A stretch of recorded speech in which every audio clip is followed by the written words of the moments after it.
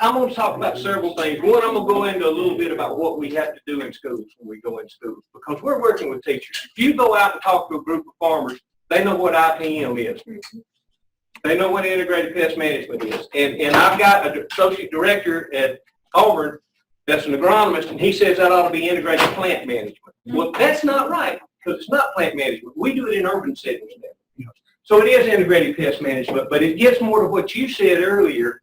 When we work in schools, it's integrated people management. Because this is the only job the mice, the rats, the roaches, the ants are easy to manage in schools.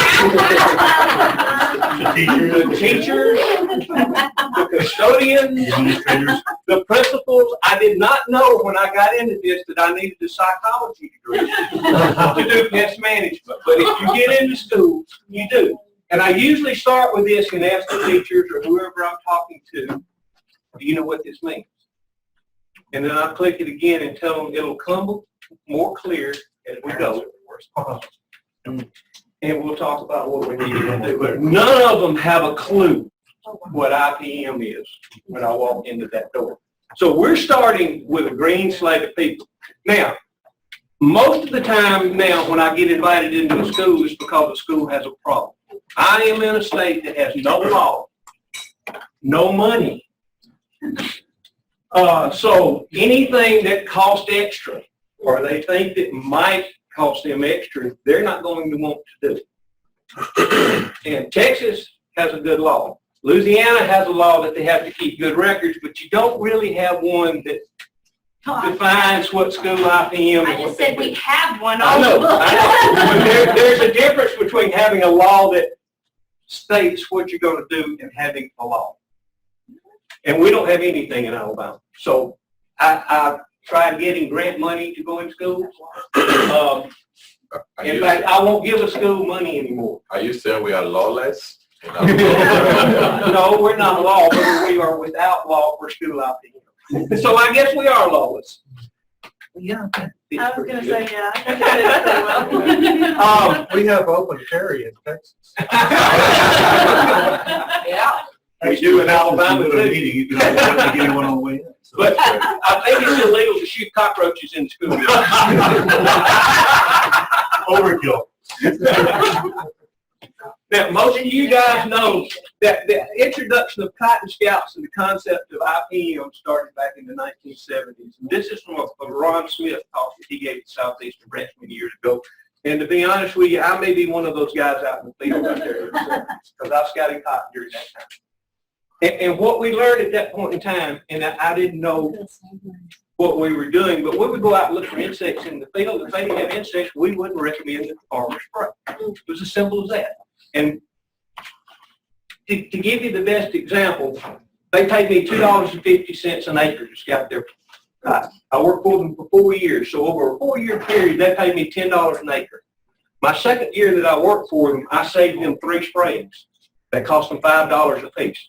Everybody that held off that second year paid for all 4 years of my scouting and made $5. That's something you can sell to people. And farmers will buy that. But they may have to see the big guy do it first, but they'll follow after a while. In schools, it's just pest control. They want somebody to come in, carry a thing, a tank, and fix the problem. It's not any of their responsibility, they don't think. And therein is where most of the problem lies. So we're different in the fact that we have to work with schools to get them to do exclusion and sanitation. Those are some of the most important things that we do. They can solve most of their problems. And that's the best method that I know of to reduce pests in schools. The problem is getting the teachers and the school personnel to take responsibility for their buildings. I've gone into schoolrooms before, and in a science classroom, we looked over in a corner and we found a dead turtle. About this big around. Sitting in a box of manure. And we haven't figured out yet what she was doing with that in her classroom. But that was you'd be surprised at things. And the thing is, we don't have any kind of economic injury level that we can work with in schools. What do I tell them we can do? In crops, when it starts to cost you up here at the economic injury level, you know to put out a pesticide. What's the economic injury level for a roach in a schoolroom? In a cafeteria, it's none. But how about a classroom? So one of the things we've had to teach people as we go along, and I had a principal tell me this. She said, you know, before Fudd came here, I would go over here and see a cockroach and I'd call Richard and tell him to come spray. Yeah. Now I walk over and go, can we call that mechanical control? And she says, oh, it's Smoky Brown. And she says, I'll write it down in the log book and I'll wait till Richard comes next month and told him there was one. Yeah. The other thing that teachers do is they want somebody to come and spray for the dead cockroaches, belly up in the hall. There's a bug in the school. So we have a different set of priorities in how we're going to respond to something that's in the school. A Smoky Brown running down the hall is not a big deal. They live in the mulch outside the door. And 90% of the schools I've been in have gaps under the front door where they don't have a door sweep that a small child can run under without that. So, Well, let me ask you a question, because I actually teach that in my class, that there's no economic threshold for pests like this. But is it really true, or is that what we should be promoting? Should we be promoting zero tolerance for roaches when roaches really don't create any? I'm just asking you, what's in the kitchen, no, there's pretty much a zero tolerance where you're preparing food and things like that. You got sanitation and health, because the health department's not going to tolerate a roach in the kitchen. In the classroom, no, it's a different story. One single cockroach means you write it down in the log book and you wait till the guy gets there next month. If I'm the guy coming in, I'm going to go ask the teacher a question. How many did you see? Where did you see it? What did you do? Okay, I may monitor. I may put out a little bait. What I do is going to depend on her. If I monitor, I'll come back and check it later. If I find something else, we may monitor more and put out more baits at that point in time. So finding one roach in the building is not that big a deal. Now, having a rat run through the middle of class, that's another story. And you laugh, but that's happened. but it's a little more complex, I mean, than that, because if the classroom has, if you have above the national average of asthmatics in the classroom, I think one of the big problems big problems that I see is people, what they do is they don't do the IPM stuff, the reasons why they have pests, until they see the pests. And I think that's, and they're using that threshold when they actually do something. We're going to get there. The thing is, too, and you mentioned roaches and asthmatics. The only roach that I know that causes asthma or can trigger asthma attacks is a German cockroach. I don't know of any other roaches that we have right now that have any cockroach allergens that trigger the asthma attack. So that's the ones I'm talking about. But cockroaches, mice, rats, indoor mold can cause asthma. That's part of the problem. Mice and rats are the most common problems in schools and homes. I'm going to add ants. That's a big one that I'm going to ask you about ants. Airborne pollutants such as pesticides, molds, and allergens are more harmful to children than they are to adults.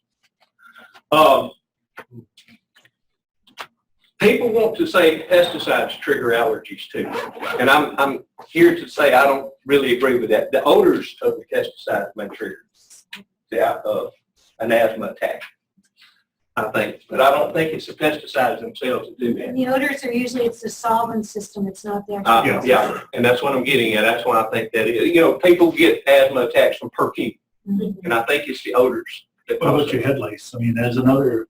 That honestly, we don't deal with head lice that much. That's more of a public health thing. You can't treat for head lice. You have to sit It's all, well, it's cultural. That's a Mechanical school nurse. Yeah, and that's a school nurse problem. But you know, we get back to it's not just pest control, but it's the way you think and react to everyday actions, which get into what you're talking about. You got to do stuff ahead of time to prevent things. And that's why I said we'll get to that. But it is about roaches, rats, birds, ants, birds, weeds, and more. And it's about maintaining that school building. People don't think about that maintenance part. The deferred maintenance, you know, how many now you go into a school with the budgets we have and there's a deferred maintenance list that's a mile long? which is why it's so hard to get in school now. And the other thing is it's about people working together. And I've got war stories and anecdotes that I can tell about these, but I'm going to hold those later. We can, again, cover those over the beer tonight or get through it time here. But we have to explain to the teachers that what we're going to do is to focus on safe and effective ways to control the pests and to have that balance between pests and pesticides. And I showed you the guy with the sprayer a while ago. There's not a pest in school now that I know of that you need to walk inside with a sprayer anymore. There are enough baits for ants, roaches, and things like that that you can cover most everything that you're going to have a problem with in school with baits that you don't need to spray. We found that multiple tactics proved most effective. And actually, there are baits that you can use outside rather than sprays, too. We have thresholds, again, in the cafeteria, there are none. But in a schoolroom, we can live with you. So, you know, one or two, you probably don't have to do anything. And you realize how hard it is to get a teacher to realize that's one of the most effective pest control methods that they can have in their school. They'll keep their food in their classroom in one of these. We actually had a teacher in one school system that I went in. I've never seen so many mouse droppings in a room in my life. But she had them in her candy dish on her desk. And didn't realize she had a problem. Along with German cockroaches to go along with it. And if we can get teachers just to put their food in a container like this where it won't attract ants, roaches, mice into the school, it makes a big difference. I've gone into some classrooms to honestly, that if the teacher's home looked like that, I wouldn't want to go in it. But routine spraying is not something that's essential. Monitoring and having inspections on a regular basis are. That pest control operator may be able to come through the school, check his monitors, nothing's there, nobody's saying anything. His job's done. He can go. He doesn't have to put out any pesticides. So we got a strategy to use multiple tactics to make sure that pest populations are going to be managed in an acceptable way. We reduce the risk to people. The program is practical and economical. Again, it's hard to get schools to buy into this. And pest management professionals. Because I give these talks not only to school people, but I'm having better luck in Alabama training my PMTs at this point in time. They'll go into the schools. But the schools see this as a cost because we need those environmental modifications. We need door sweeps to pest proof. We need to clean better. Teachers do not want to empty their trash in the afternoon. They'll have ants repeatedly every night. And I'll say, when do you empty your trash before you leave? Oh, no, I'll wait till the janitor gets it in the morning. And I can't get that teacher to grab her trash and drop it in the trash bin on the way out. Even though they have had a food party in there that afternoon. So the best way I can get about this is to explain to them, agriculture is a wonderful thing. We have the capability now to go out here with a GIS map. And we can sample in the field and determine where our pest populations are or where we have not enough fertilizer, not enough potassium, say, in the field. And we can draw this map, and then we can go out and plug this into our tractors, and we can spray that field. And we can save money. Number one, you don't overlap. When your nozzle goes over where you've already sprayed, it cuts off. I know Farm Links Golf Course bought a $20,000 GPS sprayer, and they paid for it the first year in insecticide savings because they weren't overspraying overlaps. That thing was like 80,000. 80,000? Okay, but still, Farm Links told me that it was paid for. They used an existing sprayer, but they just bought the system. So, but they paid for it that first year, but they can do this. So if we can do this in agriculture, why do you expect this from your pest management professional when he walks in your school? That's what a working trainer to do, right-hand roll. I know. But the key is if you go in and do nothing but a baseboard spray, this is what you're going to get with a pest out there. Or that where the pests are located. And no, if you look at your pest map, they're in certain locations. So they're over here in the kitchen area where you're cooking. They may be over here in the pantry or in the bathroom. The pests aren't all over the place.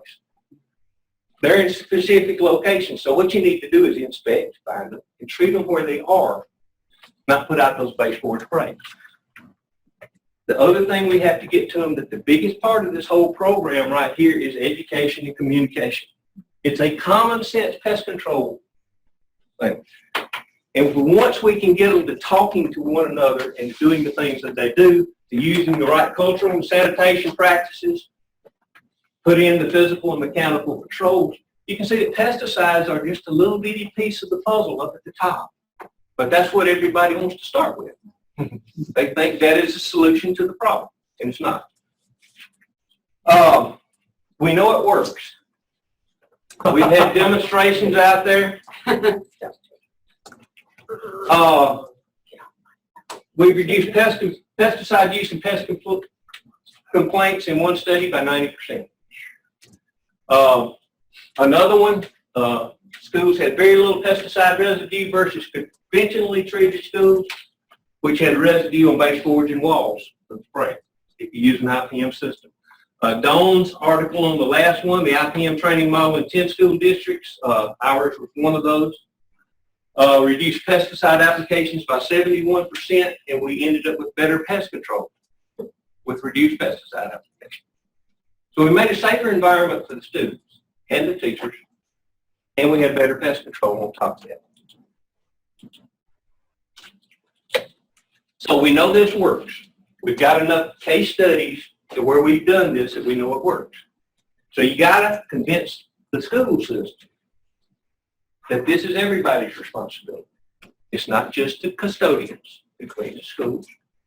It's the teachers. I had a group of teachers one time. I was standing there. I don't know if you were on this trip with me or not, Kelly. We were looking at the microwave in the school. And it's the nastiest microwave I have ever seen in my life. And the three teachers came up behind me and were looking up there and said, "Yes, ma'am, we're going to have to get Miss Mary to clean out that microwave." And I sort of shook and I said, "It ain't Miss Mary's job to clean up after you ladies." I said, "Miss Mary's supposed to empty your trash, mop your floors, and do everything else. And if you clean up your microwave every time you warmed up your dinner, you wouldn't have one that looked like this." And I said, "I'm probably going to get run out of the school." So I went and told the principal exactly what I said to the teachers, and her response was good. They needed to hear it. But that's what you get in schools. And the partners, pest management professionals and the people in school got to communicate. It's another story I got, but it's a long one, so I won't tell you. Basically, you're going to get reduced pesticide use, a healthier learning environment, better long-term control of pests, and this is the one that if I can ever get to the superintendents, reduce liability. We had one pest management professional in the school district I went and worked in. We went to another school district that we weren't including and tried this. He went into the school one day, 2 days later, a parent brought her daughter in and said, when the pest management professional came in, it triggered an asthma attack for my daughter. He had records to show that all he did was check the monitors that day and no pesticide was applied. It saved him a lawsuit. It sold me. That's the best one I can get if I can get to the superintendents. Now, I mentioned how I was going to talk about how our working group has helped us. Our working group, I found that I went back and did some looking on the site here, and I didn't realize how well we had done with enhancement grants and RIPM grants. You're welcome. And you're going to like this too, Charles. Mike Merchant and Janet Hurley have been leaders in getting some, but these were 4 grants that we got before Jim brought together the working group.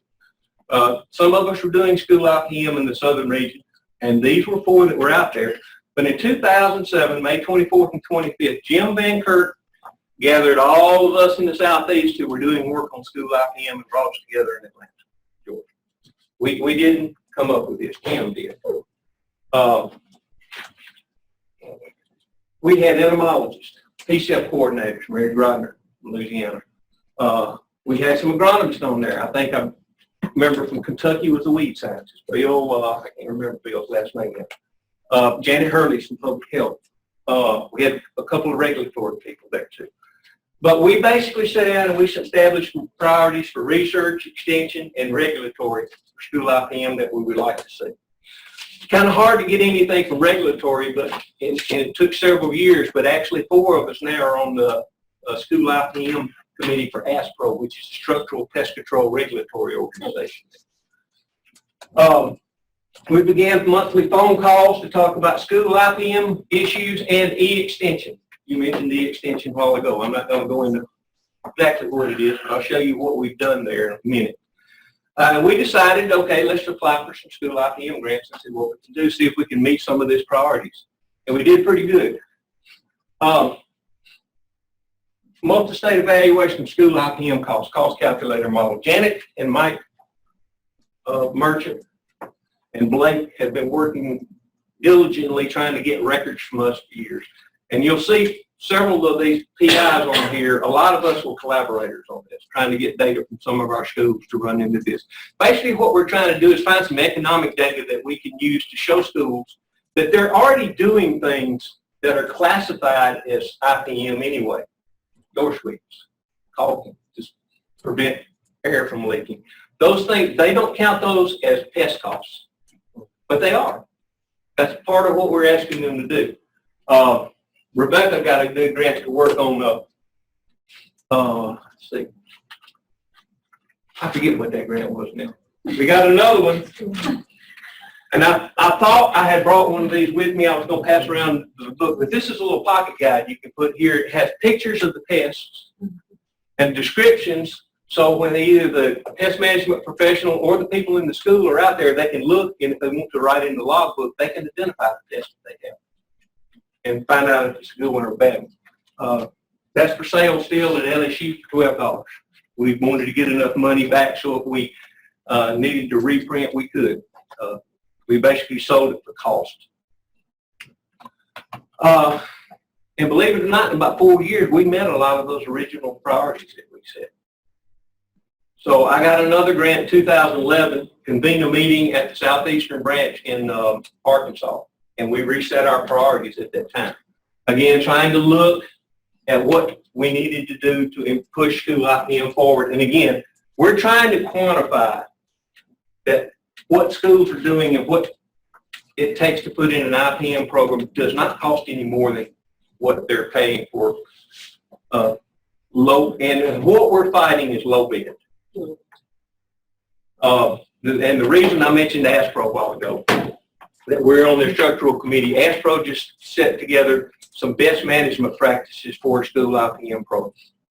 And the reason we push those so hard is now when a pest management professional is going to bid a school, we can give the school those best management practices, say this is what you need your pest management professionals to bid on. So they're bidding apples to apples rather than apples to oranges. Because pest control guys will bid the whole school building for $25 to do vegetable spraying. And it's kind of hard to get a program set up when you're fighting those things. Again, Rebecca Baldwin, bed bugs came in around 2012, started causing us problems in school. She did a good job with that. Again, Janet was on that one. This is the one now, if you'll look in your document impacts, this is one of the highlight stories. And Janet has some, only a couple of school districts trained staff and participation is voluntary. Many instances, the school staff was a hindrance rather than asset to IPM implementation. Some school maintenance directors said they spent so much time responding to reports of dead insects they had no time to do for pests. So these are the kind of things you run into. Again, you need that psychology degree to do this. You got to learn to bite your tongue and go on. We got some other grants too. There's some EPA grants out here too that I didn't have time to find those that we've gotten to. We worked with Joe here. We've got this partially done, and they need some more information, and I think I'm the one that's going to have to finally fill in the last blanks after we get through with it. We're working through his FIT program, and Joe is trying to turn that little pocket guide into an app for us. You've got a lot of data up there, but I've got to get in and normalize and add some data for some other insects that we have up there. So that's one of the things we want to work on right now. We also set up an e-extension site that we all work together. This is Urban Integrated Pest Management is what we set it up as. Really, it's been nothing but school IPM, even though it's an urban site. And we have things on there for homes and other things like that. You can see we've got hot topics here, mosquitoes and bed bugs, homeowner IPM. Most everything under there that's current is under school IPM at this point in time. This is one of the hot topic sections when bed bugs were going on. And under integrated pest management, you can see we have, for schools, we have a considerable amount of things here. The ones that we really are proud of are the action plans. We have them for lots of bugs up there. This is for, I have a lot of my PMPs that come in here and get this and hand it out to their customers. Schools can use them, but basically we have identification, we have general information, thresholds, and we do have suggested thresholds for schools for different pests. We have biology and then how to manage them. So we have a couple of pages for these on a lot of insects out there that schools can print off and use. We also have on the site, I do Pest Press newsletters in Alabama, Janet does them in Texas, Dawn does them in Arizona. This is a repository for all of those where you can go one-stop shop to get the ones you need. This is one we did from Alabama. Kelly writes most of mine for me. Asking people to clean up before the holidays. And that's important because Kelly and I went to visit the school in January this year. And they had the little bugs flying in the kitchen, ants. And my pest control guy, who I was trying to convert to school IPM's first response was, what do we spray for the gnats? I said, well, let's see what they are. And so I asked the lady where the biggest concentration of them were, and they were up front. I went and looked and said, gnats don't have red eyes. You got fruit flies. I said, who didn't empty the trash over the holidays? Oh, no, we left everything. It was all clean. I said, but I can tell you where they're coming from. The dumpster's full of them. They left the dumpster full over the holidays. It's one of the compactors that crushes the bags, so all the stuff's in the bottom. Guess where we parked that truck with the windows down that day, folks? How many days did it take for the fruit flies to get out of the truck? We called the child nutrition director, got them to come empty the trash, wash out the dumpster, and told them the flies would be gone in a couple of days. And we didn't spray anything. But the holiday cleanup, it works. Most of us have websites for our own in-state program too. Of course, E-Extension, working with them, if you want to do a search on the web, you have to have a Google presence and have what we call Google juice. And to get that, you have to have a Facebook page. You have to have a Twitter account. So we bring in things like webinar series, Trivia Tuesday, how much do you really know about the common housefly? We bring in other things and put it on the site where people can see school IPM news. Everything that goes to the Facebook page comes out as a Twitter account. I hate it, especially when I was doing pesticide safety and the guys in the audience said, I'm too old to learn how to do a computer. I'm like, guys, I'm 60 years old and I have 5 Facebook accounts, 2 Twitter accounts. I don't want to hear that. You know, that's the last thing I want to hear at this point. And of course, all of us had this long list of places to where you can go and find information. So what have I learned working on all this? And again, Ken, you've been in talks with us before. There's tons of things we can do. It's an hour or two talk if we're going to get into everything like you were talking about a while ago. But without a law, which Texas is the only state that I know that has a really good law, California may. Well, I'll give you one more. Without a law that has somebody that's assigned as the regulatory authority for it or enforcement capacity. Because there's several states that have laws, but there's nobody to manage it. Well, again, a good law, and that's why I said Texas and California. Or unless you work constantly with that school system. Auburn was a IPM star school system. We have a new superintendent. I can't even get them now to give me the names of the new principals so I can send them the best presses. They said, oh, you can look them up on the web. I said, dude, I have Mobile County too. They have 110 schools. You know, don't you have someone in your central office I can send this email to and you can forward it to the correct person? No. So I'm losing the only reason I still got that school is my PMP, which I mentioned a while ago, If you get a good PMP and get him trained, he's holding it together right now. So, but even with the law, those schools must constantly be monitored. Janet's in Texas all the time. She's going from one to the other. She's got some guy that's doing something he's not supposed to be doing. All the time. And every time we get a grant, we can get a school system set up. Nobody wants to give you any more money to keep it going. Nobody wants to give you any more money to just expand that to another school. They want another dog and pony show. They want you to do something new. They want you to do something exciting. They want you to do something extra. That's why we can't keep them expanding, is because we don't have new dog and pony shows. We just have other schools that need a program set up. And schools think IPM costs more. That's what Janet's trying to get around with her school IPM calculator now. I finally sent her some of my stuff that my Alabama school sent with their budget system. You can't tell me. She said, thank you for this. It shows that there's nothing in there that shows anything they do is IPM or pest management or anything like that, even though it's in the maintenance place.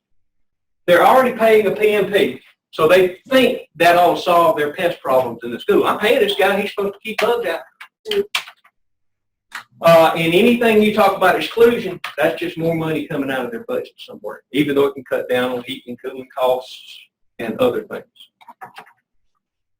And if you go to set up a program, you need to do a thorough inspection. I told you I had. There it is. But I got a new shot of it for you though. there's a butt story in there too about us taking pictures of one another, but that's another one. Nobody wants to know.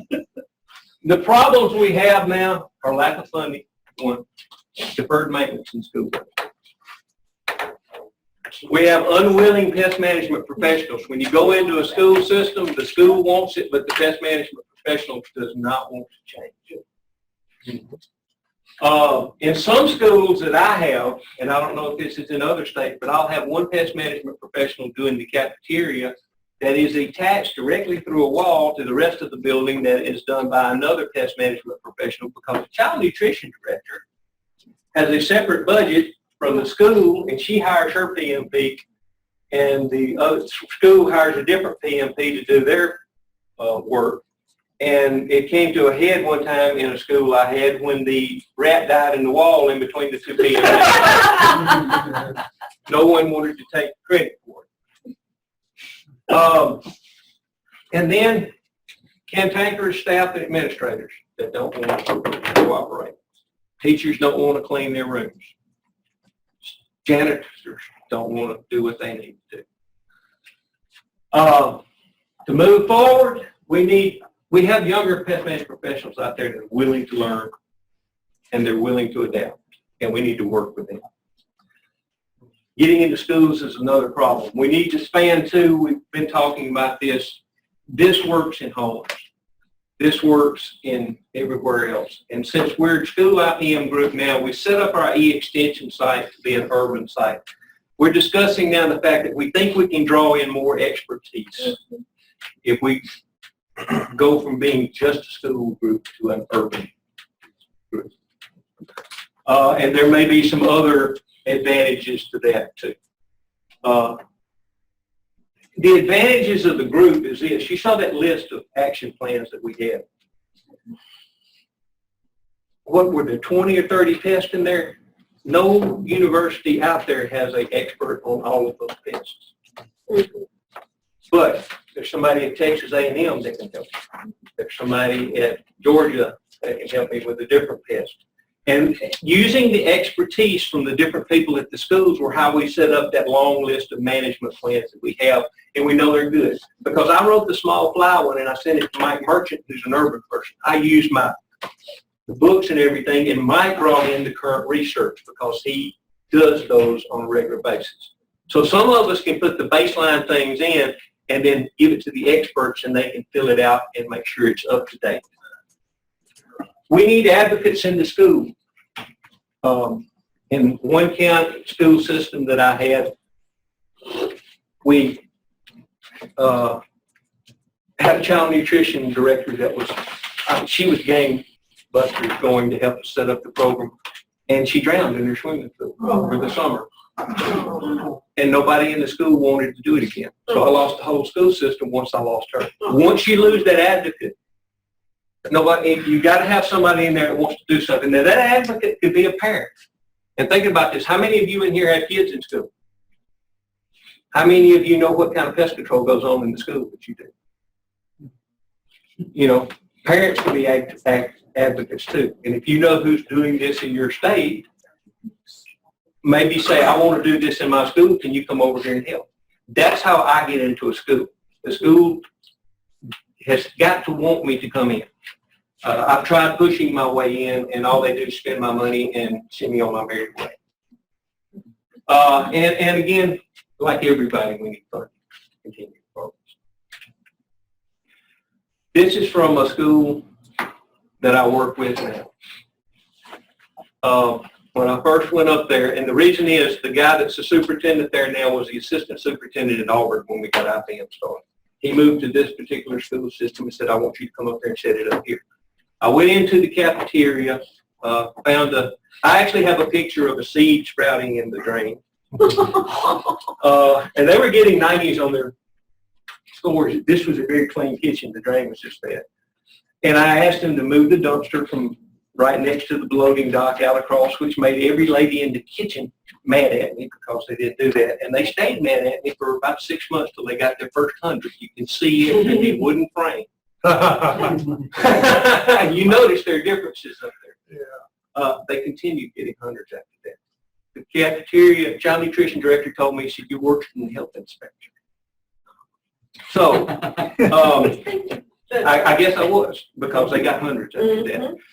If you can do this, you can make friends in the school system, and they want you to come back. So I'll be glad to ask questions from you guys, answer questions. And Joe, I'm sorry I embarrassed you, made you hide your head with parts of my talk, but you know me better than that anyway.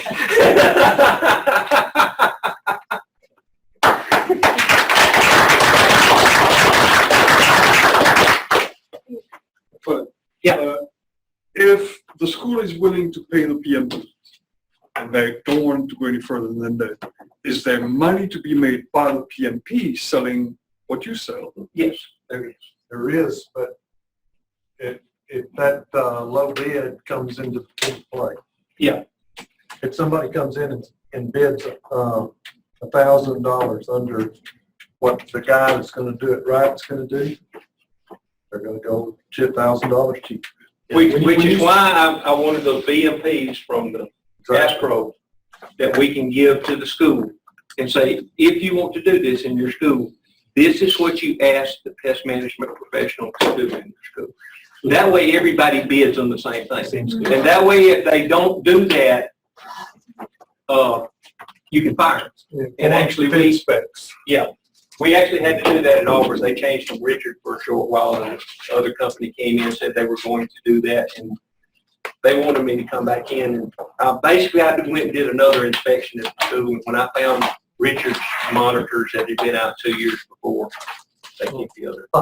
Well, just so a couple of things. One, ASPRO and EPA, I think they've been working together to come up with language for a draft contract language for schools. So ASPRO's not working on contract language anymore. They went back to the BMPs. So they're doing it separate on the side. I think they're doing it. Yeah, that's supposed to be coming out in the next month or two. Because that's But the other issue is with the PMPs, and when you're talking about the urban IPM, when you sit down and talk to PMPs and you start, they say, I hear you, I get it, I talk to the people that we support, but because even in restaurants, they get frustrated because they're not going to solve the reason why they got rats in the restaurant or why they got flies. They just want them to put down their product, and then they're stuck in this bidding war with other people, and that's the biggest problem right there is the low bid by because the person who's actually contracting for it's not even there at the school. It's just it's some contracting funding agent at the district. It's totally separated from the other decision. That's why the school has to do the same though. Yeah, well, and it depends on the system too. In some Alabama school systems, each school does theirs individually. And since there's a $7,500 limit for bids, one school system can bid and pick who they want. They don't have to go through the bid system because it's under the $7,500. But if a school system that handles it like Auburn, where it's bid from the central office and they bid the whole school system at the same time, it has to go out on bid at that point in time. So it depends on the school system, and not only is each state different, even within Alabama, each school system and even each school has a different political hierarchy that you have to learn to walk when you go into that school. Again, it gets back to need that psychology. So for this is also, this may be a stupid question. So what is the incentive for the PMPs to actually teach the schools how to really control the prophylactic, measures of pest management so that there won't be issues actually, because they make more money each time there's an issue. They'll come and they make money. So if you teach the concept, or if you teach the school to be able to live without you, what is the incentive for that? Well, Go ahead. Well, I mean, I can tell you, Henry, we've had a school, and actually, the reason I'm in one of the first schools that we went into in Louisiana was Ascension Parish, which is a huge school district. And we had tried to get them on the school IPM bandwagon. We've been working with them. But the problem is I can't do school IPM. I've got my whole, you saw the numbers for pesticide safety education. I can't do school IPM and do pesticide safety education. I'm only one person. So that being said, we didn't really have a school IPM person in Louisiana. We have an individual, but he's got so many other titles that he can't focus on that. So what we worked with Ascension Parish for a while, and eventually what happened is they wound up getting a good PCO, good pest control operator to come in there. And the reason that pest control operator wants to do it is he's actually gaining clientele from doing the right thing and showing that he's doing the right thing in these school systems. And so just because they don't come in and do an application, but they go in and do an inspection, they're still getting paid. So these guys are getting paid to not have to go in and spend any money. Does that make sense? So they're coming in and they're looking at these record sheets. They're coming in and looking at these monitors. And all it's taking is 30 minutes to go talk and look at these record sheets, and they get paid to not do an application. That's money in the pocket. If you're doing the job right, you're not working yourself out of a job because you need to come back and inspect every month. That's IPM. I mean, we teach that all the time. You have no IPM without inspection. I agree, but I mean, you could actually get the school can actually train a custodian to do the inspection. If all they need to do every time is just inspect. Yeah, but you got. I'm just playing the devil's advocate. Well, Yeah, you you're inspect playing because devil's advocate. eventually you may have a problem. So you inspect, but is your custodian going to know what to do if you find 30 German cockroaches in a monitor? And there's an educational component on the teachers, because if they're leaving all the candy wrappers or whatever in the trash can, or the spit out candy or whatever it is.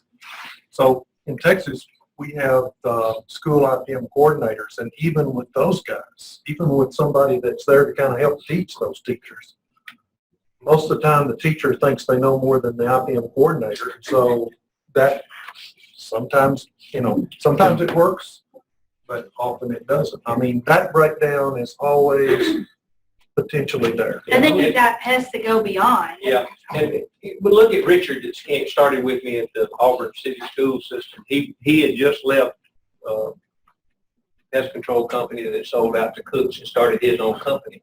And he wasn't afraid. He was afraid he wasn't going to make it. And he got more customers from teachers wanting them to come to his house, to their house, the same way. Yeah, so that's a very good He has actually done That's a that. good The industry Yeah, has changed. he actually has done 3 home inspections for me for termites, and he won't let me pay. He said, "You're the reason I have my business." I mean, yeah, like the Bugman Group. The Bugman is a big, getting to be an even bigger pest control company in Baton Rouge. But he's gaining a lot of his clientele because he's doing IPM and he's doing it the right way. Good. That's actually a good way to sell it. I mean, Sell it to you. the general, I mean, they all make Yeah. more money. So that's the way it all. I mean, and he just made a really good comment. And see, in the beginning of my talk, we've got a shift in the general public. You're getting to have folks that don't want you to come in and do baseboard spray. So that's becoming a shift. Have you ever tried to partner with some of these chemical companies for funding? But he asked you a question. Have you ever tried to partner with some chemical companies for funding? I mean, you figure that they could use it as an opportunity to sort of change the perception of that some of them may have? No, I haven't, because it's, I mean, so for instance, in turf grass, we partner with Syngenta with bee pollinator plots all over with golf courses, everywhere. And it's become a great partnership, and they get something out of it, we get something out of it. I will say that Syngenta has been one of the biggest, I mean, they've been the biggest push of stewardship, of just stewardship in general. I've never had trouble getting product, even from our distributors in Alabama, if I needed it first. My problem is not the product, it's the school. It's number one, Well, getting. sometimes they'll listen to them though over you. I mean, we did a study where the university system is the last person that people listen to. They listen to distributors and companies because they think that we are being paid off. Yes, but you're dealing in an ag form. They're used to dealing with distributors. They're used to dealing with school. With school, not. They don't care. That's it, right. They're used to having a bid come in and that's it. So the chemical company means nothing to them. Zero. But So can I mention one Yeah. thing that was on your, so one of the going back to the slide where you showed that they had, once they implemented your changes and they weren't happy about it, they started getting hundreds on their health inspection. And I think what's important to realize is, so I did a presentation on integrated pest management in schools at NEHAW's annual conference, where a lot of these health inspectors go to get their registered environmental health specialist CEU hours. And I think the key there is that they're in there doing inspections of things that are contributing factors to pest problems. They just don't identify themselves as an advocate to that is causing, the reason why it's there is because it causes a pest problem. The reason why the dumps are supposed to be 50 feet away is because it's a fly and rodent problem. The reason why, so all these things they're checking, they're just saying, you got to fix this, and then they go away. With what they're not doing is saying, this is a fly problem. And what I've been trying to do is to get them to understand that they are an integrated pest management advocate, and they need to be communicating that. And I think, there's a lot of different players that come into schools or other urban environments that actually, they have some either regulatory authority or that they're actually a consultant to the school in some degree, that where they end up being our champions as a surrogate instead of us having to go there all the time. I think that's something we just should consider down the road. Of course, they change hands just like everybody else in the schools. You know, every year it's new people, but that's one of the things I wanted to point out there, because all that stuff in a food service facility, half of the stuff they're inspecting is to keep rodents out of food service facilities. That's one of the things we've been advocating for a long time, having someone with the capability of going and talking to some of these national groups like NEHA, the School Nurses Association, the Business Association, all of these associations, the Maintenance Association, all the ones that are associated with the school, to have someone from EPA or chemical companies or someone go to talk to these big organizations. And once you get, it's like farmers. Once you get the ball rolling and people are doing it, it's easier for other people to adopt. But the hard thing that was for me, especially with Auburn City school system, until I got them the IPM star, we had been in their school for 5 years, and I walked into the superintendent's office that was very, very cooperative at that point in time and said, let's get an article in the paper about all the good you're doing in the school, about how we reduce pesticides and about how we have better pest control methods. And he was scared of that one parent that might get upset in the fact that we're putting out pesticides in the school. So that one fear of one parent coming in and maybe raising holy Cain because we're putting out pesticides, they didn't want the publicity until we got them the IPM star. And I presented it to the board one night at a board meeting, and they got a standing ovation for getting an IPM star from the folks in the audience, because the audience had no clue what was going on in the school at that point in time. So there's some fears on the school's part too, that they don't want upset the apple cart. In the schools I've dealt with anyway. So they don't even want that publicity, even if it's good. So you bragged on the Texas system, but, you know, we're struggling too. And the struggle, it comes from a lot of directions. I think you touched on nearly every one of them. But, you know, number one is the turnover. Because you know, you can get a good thing going and then the next school year it's gone. Mm-hmm. And number two is, and I think to me I think that's why Janet's continuing to, and our bunch of people across on the school IPM are continuing to work on trying to get better numbers on the value of school IPM.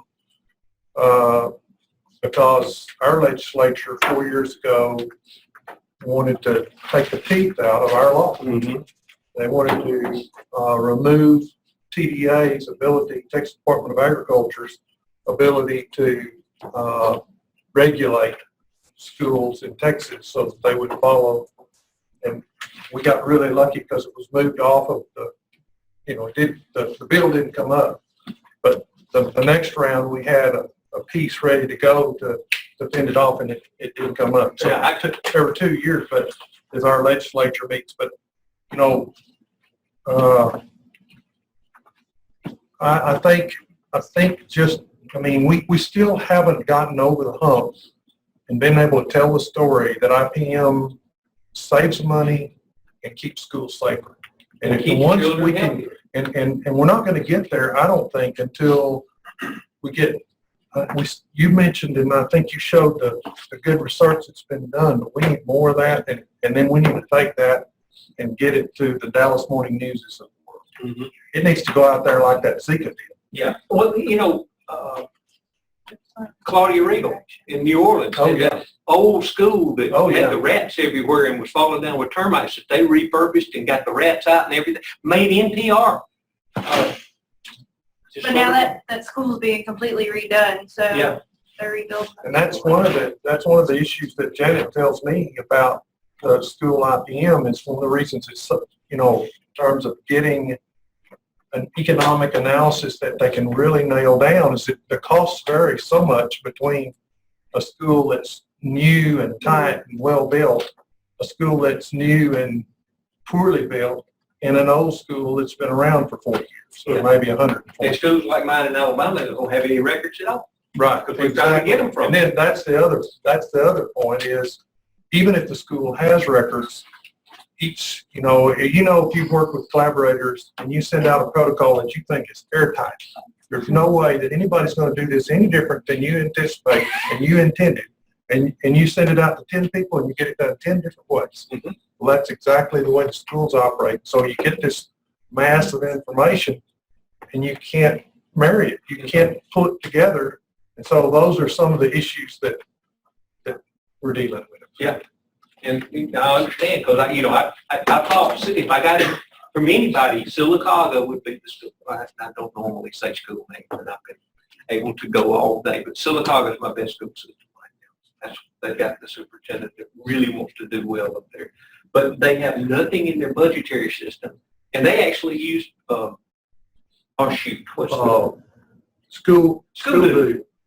But they don't keep up with the IPM portion of it in it. And I've asked them, it's free to download it and to keep that up, but they won't do it. And so none of the improvements or anything they do that are pest related show up in the maintenance budget. That's the issue. And so there's no way we can pull that out to show what they've done in the school that is related to pest management, to show them you're doing this stuff already. You just don't know it. But I got one more question. So you talk a lot about the structural and public health piece of that. What in your state, what has been your efforts in your school IPM to address probably the greater amount of pesticides used in sports fields and the other properties out there, herbicides, insecticides, fungicides, etc. Lately, not at all. About 5 years ago, I worked with Beth Gertall, who's our turf specialist. She actually takes care of Jordan, is the advisor for Jordan Irrigating. She had tried once to put together a turf training for our coaches. I happened to be walking out of the fair where we had a booth one night and noticed a guy with Alabama High School Athletic Association shirt on, and I said, pardon me, we're trying to put together a turf training for coaches. Who would I call at your organization to do that? He said, me, I'm the director. So we sent him the email. Steve Savarese was his name. And he sent it out to every coach in the state. We got 20 from the Auburn, Opelika area within a 20-mile radius. No one else. Really. So the only way to get coaches in the summertime to come to a meeting is have a famous football coach be there. And we didn't have that. You can And the reason why I that's great, and pesticides, they don't have it in the budget. Most of them don't even fertilize. Well, I'll tell you, in Texas, there's a lot of pesticides going down on this. Not in Georgia. They, It's a religion in Texas. if they don't take care of anything else, that football field's gonna look good. Well, Texas, Unless they've gone to synthetic turf, they are putting a lot of product in. well, the problem with synthetic turf is they're spraying chemicals. You just don't know that. They're spraying fabric softeners. Yeah. More, they're actually doing more chemicals. The water uses twice. And it's-